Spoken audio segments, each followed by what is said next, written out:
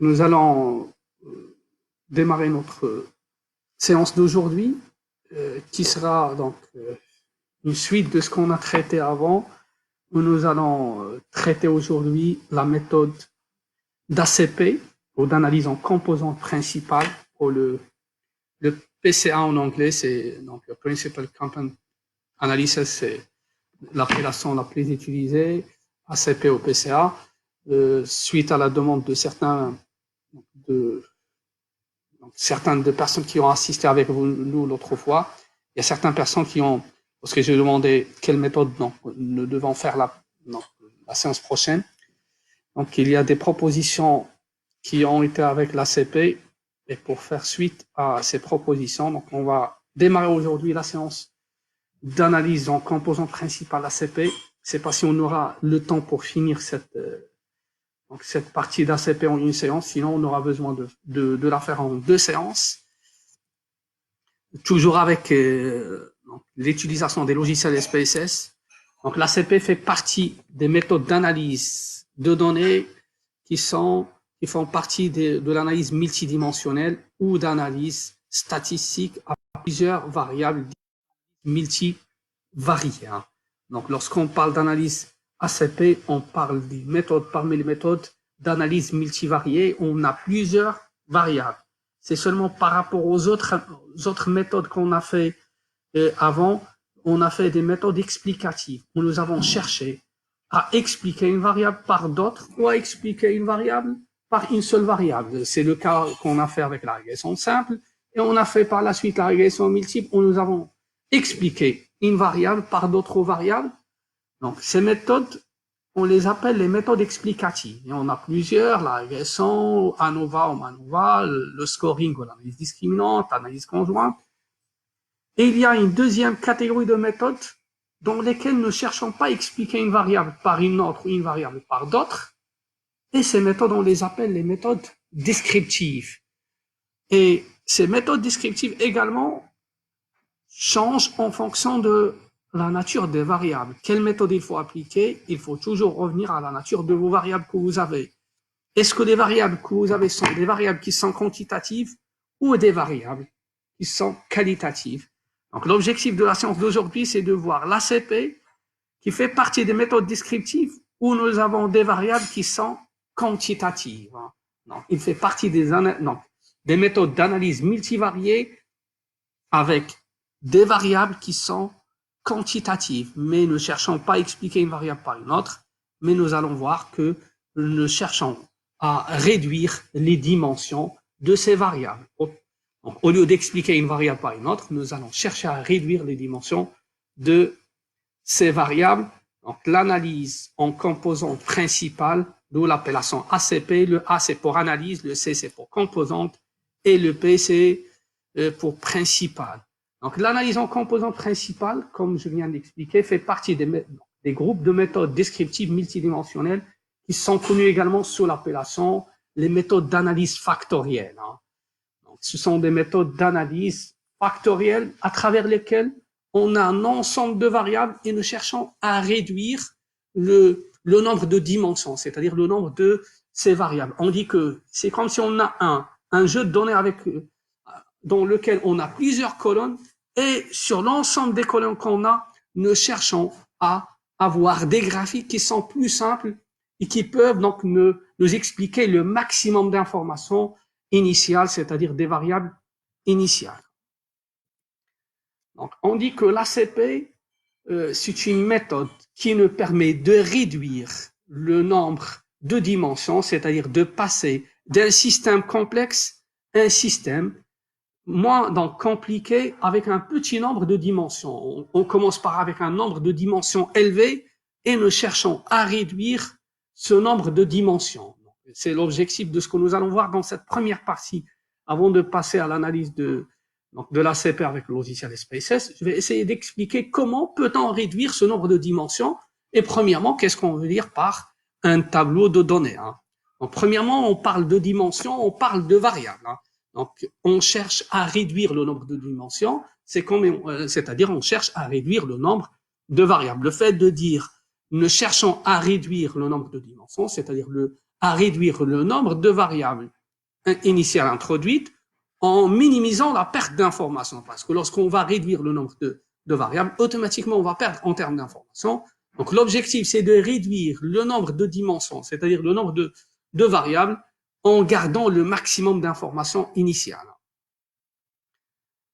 Donc, premièrement, je vais commencer par expliquer ce qu'on veut dire par un tableau de données, parce qu'on dit qu'avec l'ACP, nous cherchons à expliquer ou à simplifier un tableau de données initial qui comporte un nombre de variables qui est élevé à un petit nombre de variables. C'est-à-dire, au lieu, par exemple, si on a 10 variables, nous cherchons à passer de 10 variables à 2, ou de 15 variables à 2, ou de 15 variables à 2 ou 3 variables. Ces variables, ces nouvelles variables que nous aurons, on les appelle soit dimension, soit facteur, soit axe. D'où l'appellation analyse factorielle. Hein, parce qu'on parle que on va passer de variable x à une autre variable y ou k ou n'importe, qui sera la combinaison d'un ensemble de x initial. Et cette nouvelle dimension, on l'appelle soit dimension, soit facteur, soit axe. Donc, on a un tableau de données qui comporte un ensemble de variables, ne cherchant à passer de ce nombre de variables élevées à un petit nombre de nouvelles variables. Et les nouvelles variables, qu'on les appelle soit dimension, soit facteur, soit axe, seront une combinaison des variables initiales et qui sera basée, bien sûr, sur le coefficient de corrélation. On va voir donc ce point après. Ça, c'est un exemple de tableau de données. Hein. Donc, c'est cet exemple avec lequel je vais travailler dans cette partie théorique, et même on peut le faire comme deuxième exemple dans la partie pratique avec SPSS. Un tableau de données peut être vu comme étant un ensemble de lignes et un ensemble de colonnes. C'est un tableau croisé dans lequel on a un ensemble de lignes, et les lignes représentent ce qu'on appelle les observations ou les individus actifs. Dans notre cas, on a n individus. Dans cet exemple, les individus représentent les voitures, qui sont expliqués par un ensemble de variables, généralement qui sont en nombre P. Donc, c'est comme si on a une matrice NP, N individus, c'est-à-dire N observations. Dans notre cas, dans ce tableau de données, les observations sont les voitures, et on a P variables qui vont être réduites par la suite à un nombre inférieur à P. Donc, un tableau de données peut être vu comme étant soit un ensemble de lignes, soit un ensemble de colonnes, avec les lignes représentent les individus et les colonnes représentent les variables. Donc, un tableau de données, c'est donc un tableau qui se compose d'un ensemble de lignes qui représentent les observations ou les individus et les colonnes qui représentent les variables. Et nous allons chercher à définir à travers ce tableau, donc, comment peut-on réduire ce nombre de variables à un petit nombre? Autrement, on dit que le tableau de données définit deux nuages. Le fait de dire que le tableau de données peut être vu comme étant un ensemble de lignes et un ensemble de colonnes. Si on parle de l'ensemble de lignes, c'est-à-dire on parle d'un nuage de points de variables qui est composé de n dimensions. Pourquoi n dimensions? Parce qu'on a n observations. C'est-à-dire qu'avec les n observations qu'on a, on peut parler d'un nuage de variables qui sont basées sur les n observations. Donc, on peut parler d'un nuage de points variables qui sera les coordonnées de vecteurs variables qui seront tracées sur un axe ou des axes qui sont composés de n dimensions parce qu'on a n individus. Et si on va le voir d'un côté qu'il est un ensemble de colonnes, on peut parler dans ce cas d'un nuage de points individus qui sera également donc coordonnées vecteurs, donc de variables, représentation graphique de variables dans ce cas qui sera en fonction de p dimensions. Pourquoi? Parce que on va présenter ou représenter les individus en fonction de quoi? On va représenter ces individus en fonction de p variables qu'on a. Donc, si on parle de nuage de points variables, on a n dimensions parce qu'on a n lignes, n individus. Si on parle de nuage de points individus, on parle de p dimensions parce qu'on a p variables. Donc, on peut parler d'un tableau de données sous forme de nuage de points variables, donc représenté par n dimensions parce qu'on a n individus, ou un nuage de points individus représenté par p, donc dimension. Pourquoi? Parce qu'on a p variable. Je vais essayer de clarifier et de simplifier davantage. On va prendre des exemples.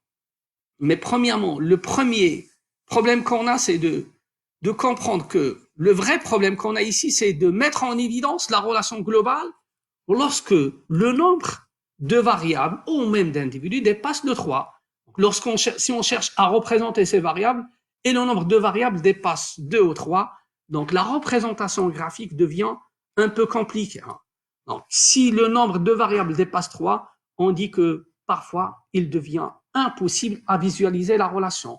Parce que on peut voir la relation à 2 dimensions 3, mais lorsque le nombre de dimensions dépasse 3, ça sera pas évident de visualiser cette relation. Donc, on va prendre un petit exemple.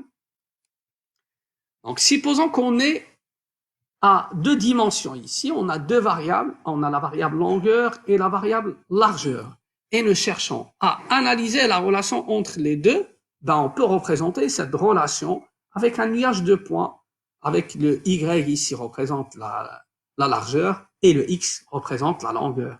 Donc la représentation graphique ici de notre nuage de points est possible.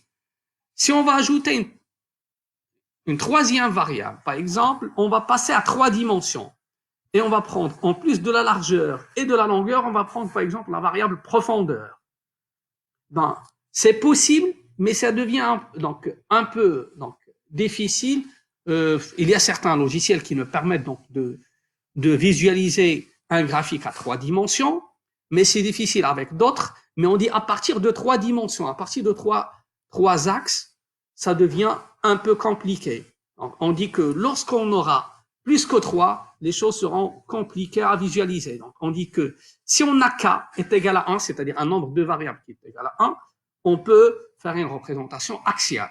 Si on a 2, on peut faire le nuage de points qu'on vient de voir. Si on a 3, c'est difficile, mais on peut le faire en 3D avec certains logiciels. Mais à partir de 4, ça devient impossible à représenter. Donc, d'où on doit voir comment résoudre ce problème avec l'ACP. Lorsqu'on a un nombre de variables élevé, comment peut-on transformer ce nombre de variables élevé, comme on a dit donc, au début de notre intervention, comment je peux transformer ça à un ensemble de graphiques qui seront représentatifs de l'ensemble des variables initiales. Je ne sais pas si c'est clair pour cette partie d'analyse de tableau de données. Donc, je reprends on dit qu'avec 1, donc avec k est égal à 1, c'est-à-dire une seule variable, on peut faire une représentation axiale. Avec 2, c'est toujours possible avec un nuage de points. Avec 3, c'est possible en 3D, mais lorsque le nombre de variables, c'est-à-dire le P qu'on a augmente et dépasse le 3 à partir de 4, ça devient impossible. Donc, on dit qu'il est impossible de créer un nuage à P dimensions.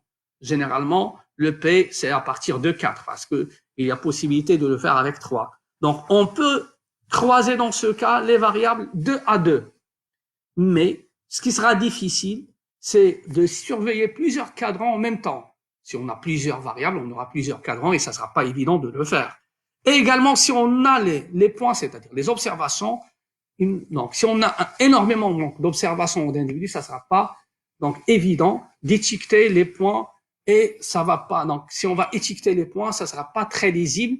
Et dans ce cas, on dit que même les points étiquetés, on va le voir avec SPSS, lorsqu'ils sont, donc on a énormément d'observations, ça ne sera pas évident donc de lire et d'interpréter ces points sur la représentation graphique. La solution, qu'est-ce qu'il faut faire? C'est la solution, c'est ce que nous apporte l'ACP. C'est de condenser l'information initiale, c'est-à-dire l'information de notre tableau de données qui compose un nombre de variables élevé, de manière à retirer ce nombre de variables ou ces dimensions qu'on a, à retirer les relations qui sont vraiment très significatives, c'est-à-dire les relations vraiment caractéristique en termes soit de proximité entre les variables, et la proximité entre les variables, on a déjà vu ça, ça se calcule avec le coefficient de corrélation, ou en termes de proximité entre les individus, tout en limitant la perte d'informations. Autrement, on va chercher à condenser ce tableau. Par exemple, au lieu de parler de tableau N, P, par exemple, avec N 300 et P 20, je peux réduire le 20 à 3. Et dans ce cas, comment je peux réduire le 20 à 3? Je vais chercher la relation entre les variables parmi les 20 que je peux remplacer, par exemple, 5 ou 6 variables par une seule dimension. Je peux prendre 6 ou 7 autres variables et je cherche la combinaison de ces variables et je la remplace par une autre dimension. Et en parallèle, on va perdre en termes d'information. Et on dit que il faut chercher à faire donc ce point tout en limitant la perte d'information. Donc, il faut chercher à limiter la perte d'information. C'est ce que nous allons voir avec l'analyse ACP1. Donc, on a l'objectif, c'est de passer d'un espace de données ou un tableau de données vers un sous-espace de dimension Q qui sera inférieur à P. Par exemple, j'ai donné l'exemple P est égal à 20, je cherche à passer à Q est égal à 3 ou 4. Et donc, on aura, au lieu de 20 variables, on parle de 3 nouveaux axes, ou 3 donc, nouvelles dimensions, ou 3 nouvelles variables. Donc, on passe de P, un nombre élevé, à un nombre réduit, et sur lequel on peut projeter le nuage relatif au tableau de données, et qui sera pour nous compréhensible, parce qu'on peut facilement lire un graphique à 2 dimensions, ou 2 axes, parce que le Q qu'on a, le nombre de variables est faible, et généralement, on prend 1 ou 2 ou 3 dimensions, parce que sinon, si on va prendre plus que 3, ça sera difficile à interpréter. Donc, on dit que généralement, lorsqu'on fait la réduction de dimensions, on reste toujours avec 2 ou 3 axes au maximum, parce que sinon, si vous passez à 3, vous passez à 4 ou 5 dimensions, ou même plus, ça sera difficile à interpréter. On dit que même la réduction de dimensions que vous avez fait n'a pas le sous-espace que nous allons avoir, qui est composé d'un nombre réduit de dimensions par rapport au nombre initial, on l'appelle un espace factoriel de nuage, d'où l'appellation donc analyse factorielle. Donc, on a un ensemble de variables. Quand on le réduit à un sous-ensemble ou un ensemble de dimensions qui est inférieur au nombre initial, donc on passe d'un espace de données à un sous-espace de dimension. Le sous-espace de dimension qu'on a, on l'appelle espace factoriel ou de nuage. Je ne sais pas si c'est clair. C'est que pour cette partie d'ACP, de le voir théoriquement comme ça, c'est pas évident, mais le problème qui se pose avec l'ACP, c'est que si on parvient pas à comprendre le volet théorique, ça sera pas évident de comprendre la suite dans la partie d'interprétation, notamment pour la réduction de dimensions et l'interprétation des axes, ainsi de suite. Je sais pas si c'est clair. Je reprends le même tableau d'analyse, données qu'on a, le tableau de données avec N individus et P variables. Et avec ce tableau, je vais expliquer ce qu'on va faire par la suite. Donc, le tableau, comme on a dit, qu'il peut être vu comme étant un ensemble de lignes ou un ensemble de colonnes. Donc, le tableau nous permet d'examiner soit la relation ou les relations entre les variables. On peut analyser 2 par 2, par exemple. Ici, on a cylindrée, puissance, la longueur, la largeur, le poids et la vitesse. Je peux analyser relation entre cylindrée et puissance, relation entre cylindrée et la longueur, ainsi de suite. Comme je peux analyser la relation ou les proximités entre les individus, hein, c'est-à-dire entre les observations qu'on a ici. Les observations et les individus représentent les voitures. Comme je peux avoir la caractérisation des individus par les variables. Pardon.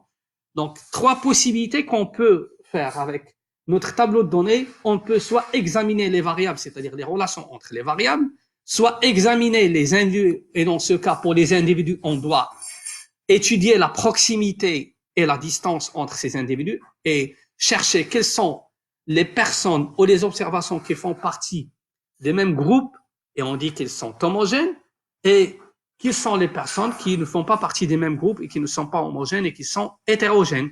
Comme on peut caractériser les observations en fonction des variables. C'est les trois possibilités qu'on a. La première possibilité, on a déjà traité avec la régression, que ce soit simple ou multiple, d'étudier la relation entre les deux variables ou entre plusieurs variables. Pour ce faire, tant que les variables sont quantitatives, on fait appel directement au coefficient de corrélation. Maintenant, la question, c'est comment on peut étudier la proximité entre les individus.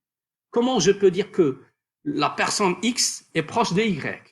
Qu'est-ce qu'on veut dire premièrement par la proximité entre les individus? Si je reviens à mon exemple, je peux dire quels sont les véhicules qui se ressemblent. Par exemple, de dire prendre Renault, c'est comme prendre Peugeot.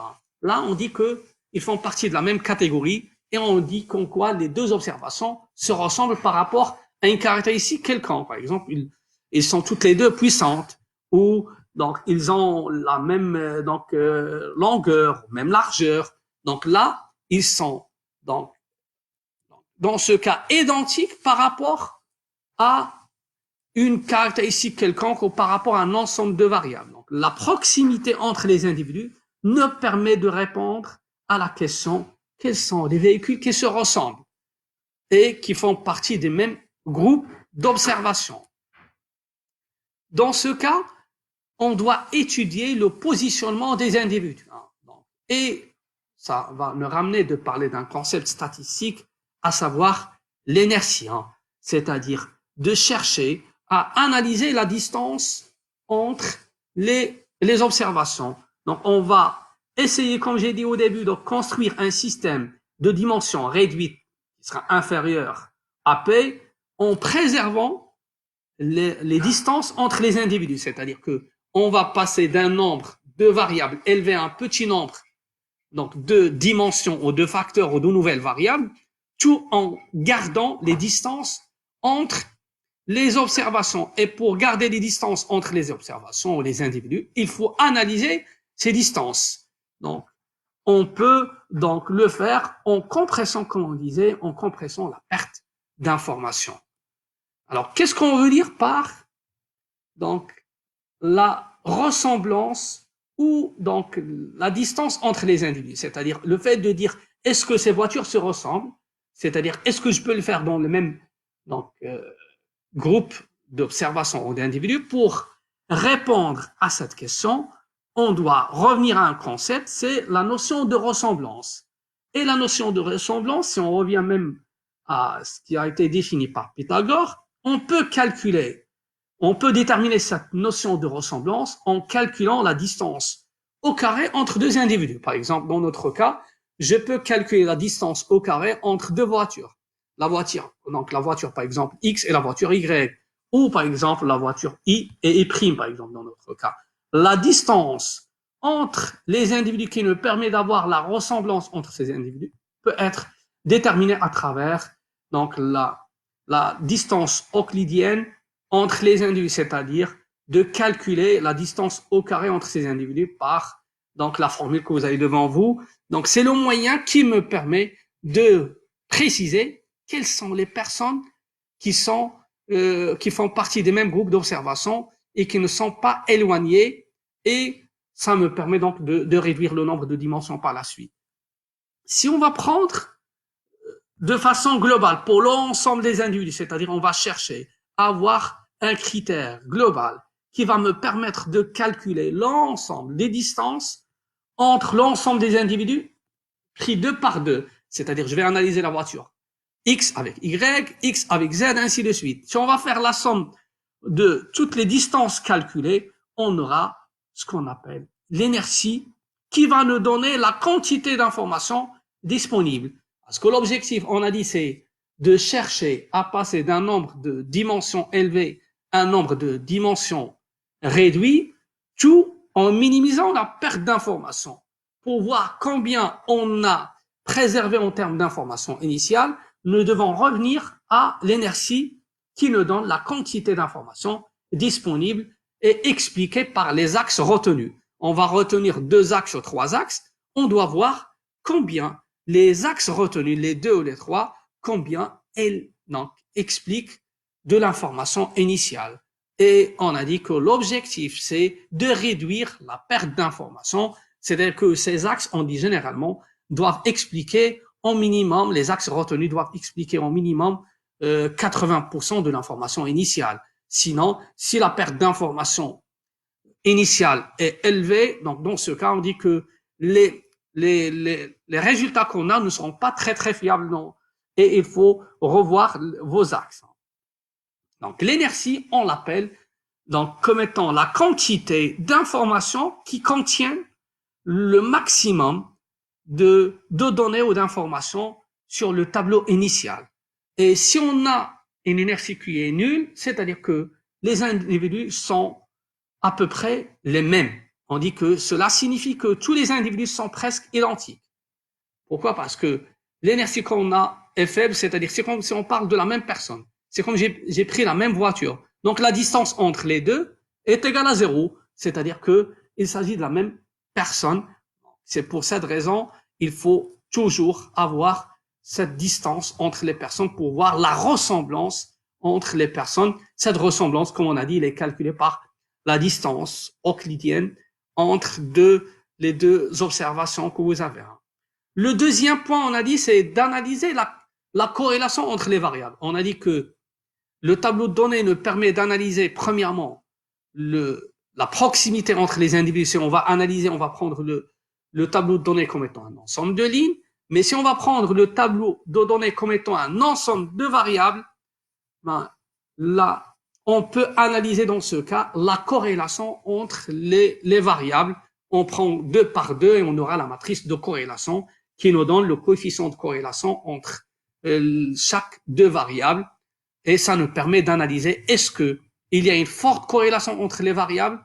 Et si on a une forte corrélation entre les variables, c'est-à-dire qu'on peut regrouper ces variables dans un seul groupe de variables qu'on va l'appeler une dimension ou un axe. Parce que l'objectif, pour résumer et récapituler, l'objectif, c'est de passer d'un nombre de variables élevé à un petit nombre de variables. Comment on va faire? Nous allons chercher les variables qui sont corrélées entre elles. Et ces variables qui sont corrélées entre elles, on peut les regrouper dans une seule dimension ou un seul axe et à laquelle on va chercher, cette dimension à laquelle on va chercher une appellation en fonction de combinaison des variables composées. Donc, l'objectif, c'est de comparer la corrélation entre les variables. Autrement, c'est tout à fait le contraire de ce qu'on a fait avec la régression multiple où on a parlé de la multicollinéarité. On a dit que dans le problème de multicollinéarité, nous cherchons à éviter la corrélation entre les variables. À éviter la corrélation entre les variables explicatives. Mais à éviter la corrélation entre les variables explicatives si on parle d'une méthode explicative, c'est-à-dire on cherche à éviter la corrélation entre les variables indépendantes. Mais ici, nous cherchons que cette corrélation soit forte pour regrouper l'ensemble des variables dans le même groupe. Pour regrouper l'ensemble des variables dans le même groupe, nous cherchons par exemple x1, x4, x7, x9, x11 à titre d'exemple. J'estime qu'ils ont une très forte corrélation entre eux. Je peux les regrouper un seul axe. Et dans ce cas, donc je peux dire que cet axe numéro 1 sera la combinaison des variables que je viens de citer. Et je dois chercher un nom à cet axe ou à cette dimension en fonction des variables qui le composent. C'est clair, je viens de voir des commentaires. C'est bon. Donc, seulement pour donc ce point, c'est passé, c'est clair avant de passer au suivant. J'ai essayé de m'attarder un peu dans cette partie théorique parce que le problème qui se pose, lorsqu'on va passer l'interprétation, si on a compris ce point et l'objectif, l'interprétation va devenir très simple. C'est bon, je peux passer au suivant. Je viens de voir parce que avant. C'est bon. Donc, alors, donc, on a dit qu'on ne cherchons la proximité entre les individus et par la suite, nous cherchons la corrélation entre les variables. Et on va construire un nombre de variables ou de dimensions ou d'axes ou de facteurs. Appellation, soit vous l'appelez variable, des nouvelles variables, soit vous les appelez dimensions, soit facteurs ou axes, c'est la même chose.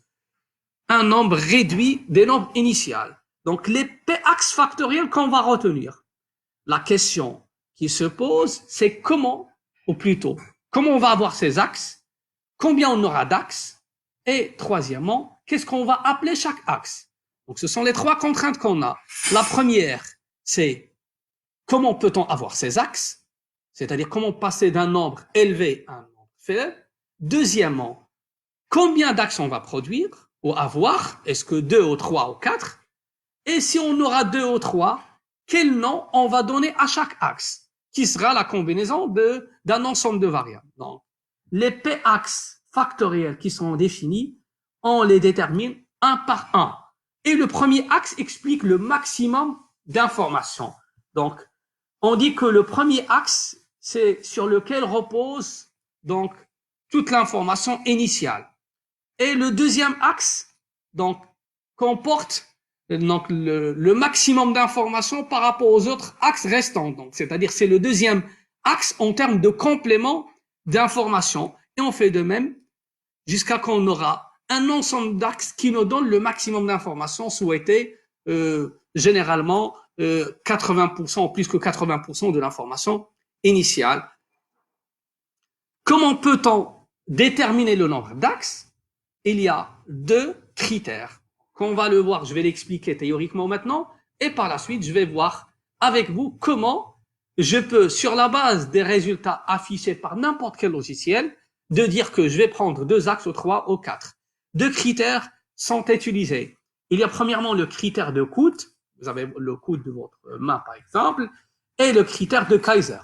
Deux critères sont donc pris ou utilisés pour donc chercher à obtenir le maximum d'énergie avec le minimum de facteurs. Autrement, à chercher à avoir le maximum d'informations avec le minimum d'axes. Pourquoi on cherche à minimiser l'axe? Parce que si on aura plus d'axes, ça sera pas évident à analyser. Donc nous cherchons à avoir 2 ou 3 axes qui seront facilement interprétables. Et pour ce faire, on doit réduire le nombre d'axes, mais réduire le nombre d'axes sans perdre énormément en termes d'informations, c'est-à-dire réduire en contrepartie également la perte d'informations. Deux critères qui nous permettent de préciser combien d'axes il faut prendre. Il y a le premier critère qu'on appelle le critère de coude qui sera basé sur les valeurs propres qu'on va voir. Et le deuxième critère, c'est le critère de Kaiser. Donc, deux critères, critère de coude et critère de Kaiser. Le critère de coude, premièrement, c'est, on dit qu'on va observer l'évolution, le décrochement de notre graphique de valeur propre. On aura une représentation d'un graphique de valeur propre et on observe quand est-ce qu'on aura le décrochement, c'est-à-dire on aura le coude et on va diviser le graphique en deux parties, avant le décrochement et après, et on sélectionne les axes qui sont avant le décrochement. On dit que si on a 3 axes avant le décrochement, on part qu'on va retenir 3 axes. Si on a 2, on part qu'on a 2 axes. Et les axes qui restent, on dit qu'ils expliquent. Donc, ils n'expliquent pas énormément d'informations. On peut les négliger. Un exemple pour comprendre ce point de critères de coude au décrochement. Remarquez, ça c'est un exemple avec lequel même on va travailler avec SPSS. Là, c'est la représentation graphique de nos valeurs propres. Et j'observe quand est-ce qu'on aura le décrochement. À partir de ce point, et ici c'est le 2, je peux dire que je peux garder 2 axes, et je peux dire que l'inertie observée, c'est avec 2 seulement, et le reste des axes représente l'inertie qui est perdue. Et je dois voir combien vont m'expliquer d'informations ces 2 axes. Je vais dire comme quoi, je vais retenir 2 axes avec le critère, pour l'instant, le critère de coude. J'aurai 2 axes et ces axes vont expliquer pour moi l'inertie ou le maximum d'informations que je dois chercher combien cette information expliquée et combien perdu en contrepartie avec les autres axes donc qu'on a négligés, qu'on a ignoré. Par exemple, là, on a 7 axes dont on va retenir 2, parce que d'après le critère de Coode, le décrochement a commencé avec le 2, donc je retiens 2, et après le 2, donc je vais éliminer ce qu'on a comme axe, et je garde seulement les 2, et je peux dire que l'inertie expliquée est seulement avec les 2, et avec les 5 qui restent, elle représente une partie d'énergie qu'on va perdre, et une partie d'information qu'on va perdre. Et le deuxième critère, donc, on a dit que 2 critères pour déterminer combien d'axes on va retenir. Le premier critère, c'est le critère de Coode. Le deuxième critère, c'est le critère de Kaiser. Donc, le critère de Kaiser, selon ce critère, on ne retient que les axes dont l'énergie est supérieure à l'énergie moyenne. C'est-à-dire, on prend l'énergie, on va diviser par rapport à P, c'est-à-dire par rapport au nombre de variables, et sachant que on retiendra seulement les axes dont les valeurs propres qui sont supérieures à 1. Parce que si je reviens même ici, remarquez que on va voir que les valeurs propres pour les 2 premiers axes, remarquez, leur valeur propre, pour le premier axe, la valeur propre c'est 4 et quelques. Pour le deuxième axe, la valeur propre c'est 2 et quelques. Alors que pour le reste des axes, remarquez que les valeurs propres sont inférieures à 1, ce qui fait, on a une confirmation des premiers critères, c'est qu'on va prendre seulement les axes dont les valeurs propres sont supérieures à 1 et dont l'énergie est supérieure à l'énergie moyenne. Comment? C'est-à-dire qu'il faut chercher les axes qui vont vous donner le maximum d'énergie en fonction donc d'énergie moyenne. Autrement, on dit que avec le critère de Kaiser, si les variables sont indépendantes 2 à 2, les valeurs propres seront à peu près identiques et seront toutes égales à 1. Et on ne retient que les axes dont les valeurs propres sont supérieures à 1. C'est-à-dire que s'il y a dépendance entre les variables, on aura forcément des valeurs propres pour ces variables qui sont supérieures à 1. Mais si les valeurs sont aidantes, donc si les variables sont indépendantes et ne sont pas corrélées entre elles, ben dans ce cas, on aura des valeurs propres qui sont égales à 1 et il faut les éliminer. Donc, généralement, on retient les valeurs propres supérieures à 1 parce que avec des valeurs propres qui sont supérieures à 1, on aura une forte corrélation entre ces 2 variables. Donc, on retient seulement les variables dont les valeurs propres sont supérieures à 1 parce que le fait de dire que les valeurs propres de ces variables sont supérieures à 1, c'est-à-dire que ces variables sont corrélées entre elles. Alors, qu'est-ce qu'on veut dire par valeur propre? La valeur propre elle-même, lambda, nous indique le pourcentage d'informations expliquées par chaque axe. Combien explique chaque axe en termes d'informations? Donc, cette information expliquée, elle est donnée par le pourcentage d'énergie donnée par chaque valeur propre. Donc, et généralement, le total des axes que vous allez prendre doit avoir le maximum en termes d'informations. Donc, ce qui fait, on dit que la valeur propre elle-même, il va nous donner le pourcentage d'informations portées ou expliquées par chaque axe factoriel. Par exemple, on va dire que la première valeur propre nous donne 0,70, c'est-à-dire 70% de l'information initiale. Le deuxième axe nous donne 15%, c'est-à-dire que elle explique 15% de l'information initiale. Si on va faire le cumulé des deux, c'est-à-dire le premier explique 70% et la deuxième axe, c'est-à-dire deuxième valeur propre, explique 15%. Le total des deux, ça nous donne 85% de l'information initiale. C'est-à-dire que les 2 axes qu'on va prendre ou les 2 axes qu'on va retenir nous donnent 80% de l'information initiale. Donc, on dit que la valeur propre nous donne le pourcentage d'informations expliquées par chaque axe ou chaque facteur ou chaque dimension. Et le cumul des axes que vous allez retenir doit expliquer le maximum d'informations et doit réduire l'information perdue. Puisque on dit que la somme des valeurs propres sera égale au nombre de variables actives. Nous, on va prendre seulement quelques valeurs propres, donc on n'aura pas le total des valeurs, donc le total des variables actives, mais on va prendre seulement le nombre de dimensions qu'on a.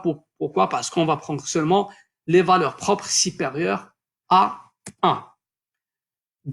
Troisième et dernière étape dans cette partie de graphique ou de dimension qu'il faut prendre, de facteurs qu'il faut prendre, pardon, combien de graphiques il faut prendre, ou combien, pardon, de dimensions il faut prendre, je vais voir seulement certains commentaires, combien de facteurs il faut prendre, on suppose qu'on a pris 2 ou 3.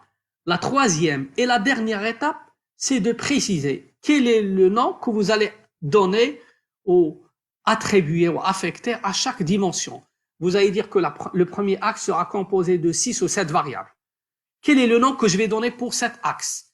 Si je vais dire que, par exemple, le deuxième axe au deuxième facteur sera composé de 4 ou 5 variables. Sur la base des 4 ou 5 variables, je dois chercher un nom à mon axe. On dit que c'est l'étape la plus délicate lors de l'analyse parce que comment vous pouvez exploiter la combinaison des variables et détecter à travers cette combinaison un nom pour les variables. Je passe rapidement à ce point. Je cherche à l'expliquer avec SPSS et je reviens pour vous. Je cherche à l'expliquer avec un exemple sur SPSS. Remarquez avec moi. Ici, on a retenu 2 axes. Le premier axe, j'ai le nombre d'entreprises, j'ai le nombre de lignes téléphoniques, j'ai la population active, j'ai le nombre de brevets et j'ai la superficie. Alors que le deuxième axe, il est composé de taux d'activité et de taux de chômage. Donc, je vais dire comme quoi je vais retenir 2 axes parce que déjà j'ai 2 composantes et le premier axe sera la combinaison des 5 variables, nombre d'entreprises, nombre de lignes téléphoniques, la population active et la superficie. Donc, quel est le nom que je dois donner à cet axe? Le nom, je dois chercher un nom qui sera significatif des 5 variables et qui peut être représentatif des 5 variables. De même, le deuxième, remarquez, deuxième axe ou la deuxième composante, deuxième dimension, se compose de taux d'activité et taux de chômage. Je dois avoir un nom qui me permet d'expliquer les deux axes ou les 2 variables qu'on a. Par exemple, ici, remarquez, c'est plus illustratif avec le graphique. Le premier axe, la première composante, elle est corrélée avec les 5 variables, la superficie, le nombre de brevets, ainsi de suite. Donc, je dois chercher un nom qui sera une appellation, on doit chercher une appellation qui sera représentative des 5 noms qu'on a. C'est-à-dire que, à travers ce nom, je peux comprendre que je parle, dans ce nom, je parle de la superficie, je parle du nombre d'entreprises, ainsi de suite. Et de même, par exemple, pour le deuxième axe, j'ai le taux d'activité et taux de chômage qui sont corrélés négativement, c'est logique. Donc, ce qui fait, je dois avoir un nom qui sera une combinaison des deux. Donc, je peux, par exemple, ici, à titre d'exemple, moi, j'ai pris comme appellation pour le premier, potentiel de développement. Le premier axe, potentiel de développement. Pourquoi? Parce que le potentiel de développement dépend de la population active qu'on a, du nombre d'entreprises, de la superficie qu'on a, du nombre de brevets, ainsi de suite. Donc, les 5 variables qu'on a représentent, en fin de compte, le potentiel de développement. Alors que les 2 variables, les 2 autres variables qui sont dans la deuxième composante, à savoir le taux de chômage et l'activité, ils représentent, ou le taux d'activité, ils représentent généralement l'activité économique. À travers le taux de chômage, je peux comprendre l'activité économique et à travers le taux d'activité, je peux avoir une idée concernant l'activité économique. Donc, le plus important pour moi, c'est que, par exemple, dans cet exemple, il y avait 7 variables. Avec 7, on a passé à 2 axes. Le premier axe, on a fait une combinaison de 5 variables et le deuxième axe, on a fait une combinaison de 2. Et la troisième et la dernière étape, c'est de chercher un nom à vos axes. C'est-à-dire, vous avez 7 variables, vous allez les rendre seulement 2 variables, par exemple, Y1 et variable Y2. Et le Y1, vous cherchez un nom à ce Y1 en fonction de combinaison de variables que vous avez dans ce Y1, c'est-à-dire les 5 variables représentatives.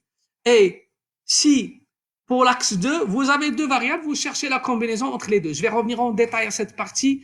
Je vais essayer de faire parce que c'est une méthode très utilisée notamment par les doctorants dans le cadre des thèses doctorales, ainsi de suite. Je vais essayer de faire exceptionnellement avec cette méthode, je vais essayer de faire 2 exemples avec SPSS, 2 exemples illustratifs. Aujourd'hui, j'ai essayé d'expliquer le principe théorique. Je vais revenir à la partie pratique avec un exemple détaillé avec 2 cas. Je vais prendre le cas que vous voyez devant vous, par exemple. Et comment je peux, pour revenir à ce point, comment je peux donner un nom à un axe? Je prends la formule, par exemple, ici, remarquez. La corrélation entre le premier axe et nombre d'entreprises, la corrélation entre nombre de lignes et donc le premier axe, ainsi de suite. Et je cherche la corrélation la plus forte, par exemple, remarquez nombre d'entreprises. Et la corrélation avec le premier axe, c'est 0,99. Avec le deuxième axe, c'est 0,06. Je comprends qu'il doit figurer dans le premier axe. Nombre de lignes téléphoniques, la même chose. 0,97 et 0,08. Donc, je comprends que ça devrait être avec le premier axe. Une chose qu'on n'a pas avec le taux d'activité, remarquez. Dans le taux d'activité avec le premier axe, c'est seulement 0,09. Alors que avec la deuxième composante, c'est 0,941. Donc, ça reflète que je dois prendre le taux d'activité dans le deuxième axe. Et le logiciel, on va le voir, je demande par la suite au logiciel de remplacer sur la base de l'équation qu'on peut formuler, de remplacer. Je formule l'équation, je fais la relation, donc 0,990 fois nombre d'entreprises plus 0,979 fois nombre de lignes, ainsi de suite. Je fais la combinaison et je demande au logiciel de remplacer les 7 anciennes variables, de la remplacer par cet axe 1 pour l'ensemble des observations, c'est-à-dire pour l'ensemble des individus. Et je fais la même chose. Sur la base de la combinaison que je vais donner pour le logiciel, je lui demande de donner pour moi une nouvelle variable, Y2 par exemple, qui sera calculée sur la base de la combinaison que je vais donner pour lui. Donc, il va prendre la combinaison donnée, il va formuler une nouvelle variable. Il va prendre la combinaison donnée, il va formuler une nouvelle variable. Donc, c'est comme si on va supprimer complètement les anciennes variables et on aura 2 nouvelles variables sans donc perdre énormément en termes d'informations. Les nouvelles variables seront calculées sur la base de la corrélation avec l'axe. Donc, c'est ce que nous allons chercher à faire. Je vais essayer de faire 2 exemples dans ce sens. L'objectif, c'était seulement de voir le principe et par la suite, je vais revenir en détail avec SPSS parce que c'est le logiciel le plus utilisé par la majorité de doctorants et des étudiants, même en marché de travail. Nous allons voir comment peut-on faire avec SPSS, comment peut-on faire cette partie d'ACP où je vais essayer de faire deux exemples où je vais essayer de revoir tous les points que j'ai traités théoriquement avec vous, de le revoir en détail où je récapitule. Donc, premièrement, on a un tableau de données qui se compose d'un ensemble de lignes. Les lignes représentent les observations et d'un ensemble de colonnes qui représentent les variables. On estime, l'idée c'est quoi? On estime que le nombre de variables qu'on a est très élevé et je peux pas étudier. Par exemple, je parle de risque. Je peux pas étudier le risque par un ensemble de variables. Je cherche à analyser le risque seulement par 2 éléments.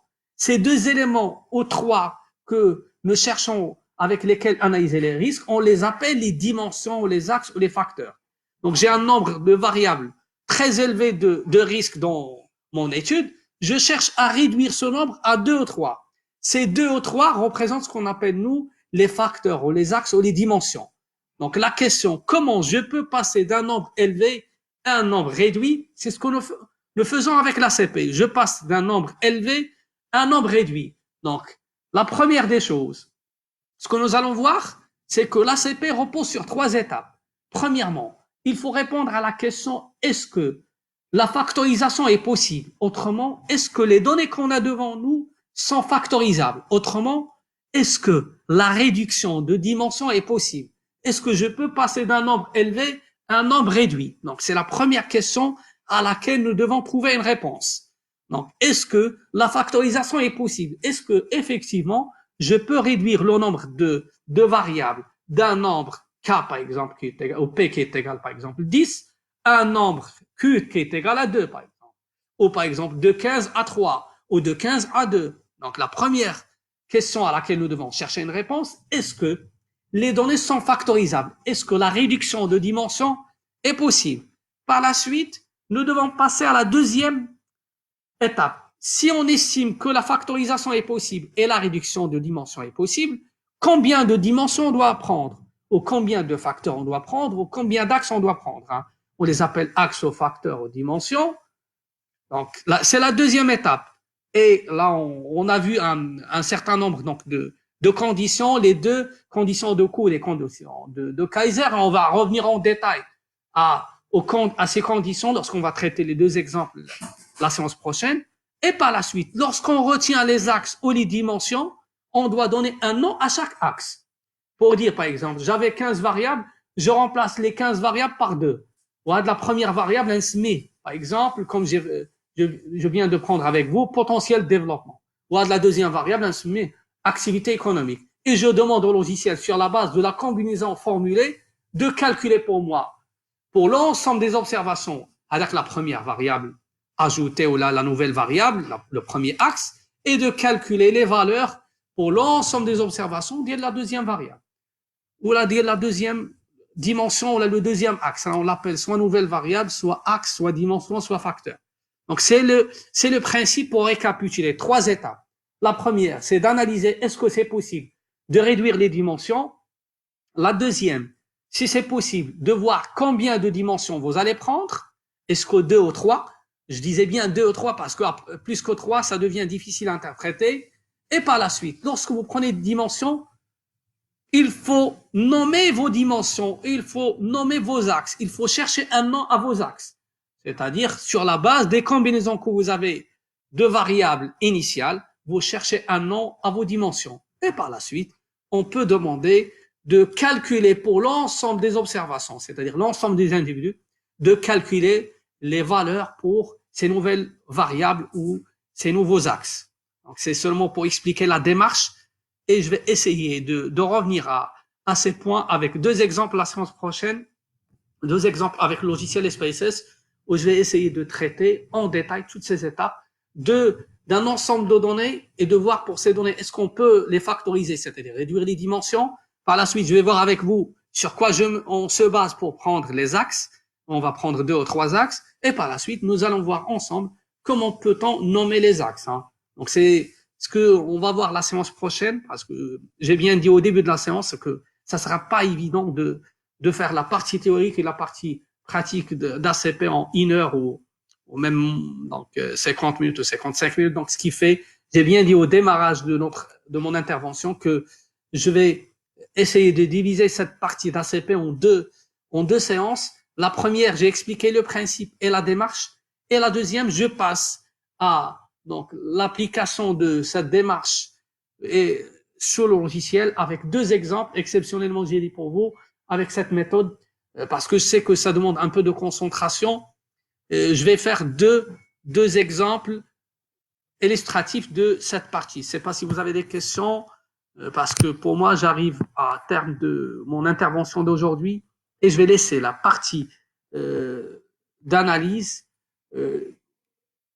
à la séance prochaine parce que si je vais le faire maintenant, je vais le faire rapidement et donc ça sera pas très très intéressant.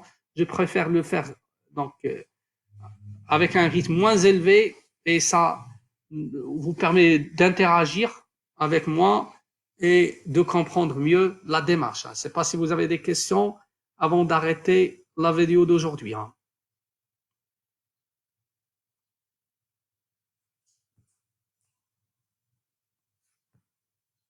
C'est bon, vous n'avez pas de questions. Je ne sais pas si c'est clair, vous n'avez pas de questions parce que si vous n'avez pas de questions, je dois arrêter la vidéo.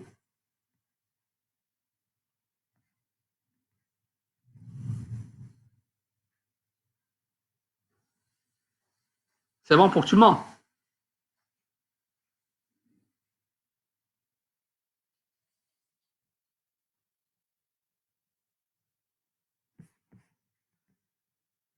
Personne n'a réagi, donc je vais arrêter la vidéo. On va essayer de programmer la séance prochaine, cette partie pratique.